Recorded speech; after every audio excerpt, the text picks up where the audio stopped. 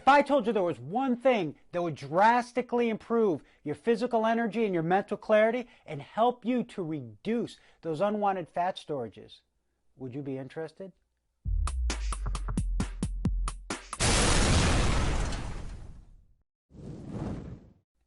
Welcome to episode 8. Ready to start building on some of those fundamentals that we learned about way back in episodes 1, 2, and 3? Remember, what are the fundamentals for a plant? Soil, sun, and water. And how about for you and I? Diet, sleep, and social. Today we're going to start looking at that fundamental of diet. And that one thing I promised you in the intro, it all comes down to regulating blood sugar. That's the one thing. Knowing how to properly regulate your blood sugar. There's nothing that is going to improve your physical energy, mental clarity, and help you reduce any unwanted fat storages than knowing how to properly regulate your blood sugar. And so that's just what we're going to do. We're going to start getting into the overall understanding of what it is our blood sugar does and how it does it. Let's go. All right, let's start by taking a look at what's going on when you are regulating your blood sugars correctly and you've created an optimal environment for your blood sugars, in essence then, your performance.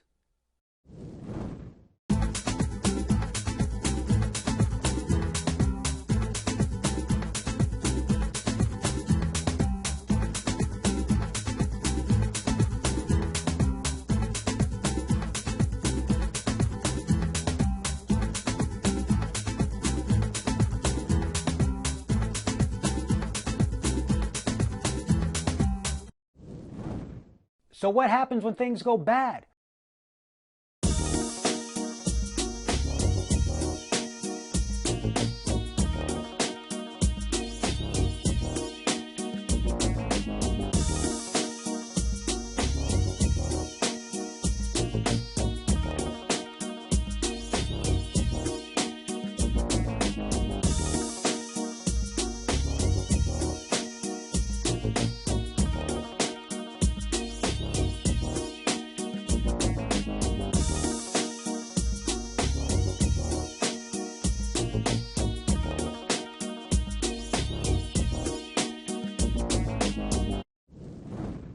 There's countless variables that can go into play in regulating your blood sugars in a negative way, but I want you to know about the 3 major influencers today.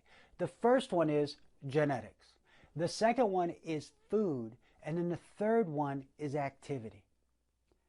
Now, we may not have any say in our genetics. However, when it comes to our food and activity levels, we can play a real major role there. When it comes to food, keep in mind there's 2 major influencers in this category. One is the amount of carbohydrates you eat, because carbohydrates are simply turned into blood sugar. Now, protein can affect your blood sugar levels as well, but they're a real minor player here. The second is what's called the glycemic load of a particular food or meal combination. And that's just how quickly a meal can be broken down into blood sugar and how much it will affect your insulin levels. And we'll get into more of those details down the road. When it comes to your activity level, the simplest way to think about this one is, have you given your gas tank a reason to be empty? Because if you haven't given your gas tank a reason to be empty, there's going to be no reason to put fuel in it. So if you haven't been active, you haven't used your muscles, then your muscles are not going to be in a position to utilize and help regulate your blood sugar by taking it in and storing it. All right, let's wrap this one up with a quick side-by-side comparison of why regulating blood sugar is an important thing.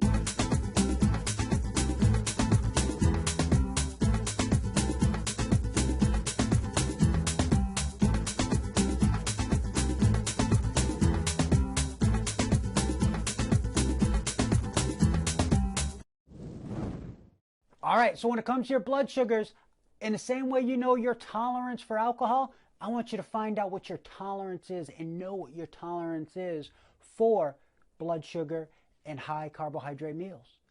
And the second thing I want you to know and start doing is asking yourself, how do I feel and perform after a meal? If you've got lots of energy, no food cravings, and you're going snap, crackle, and pop, then hey, you got it dialed in.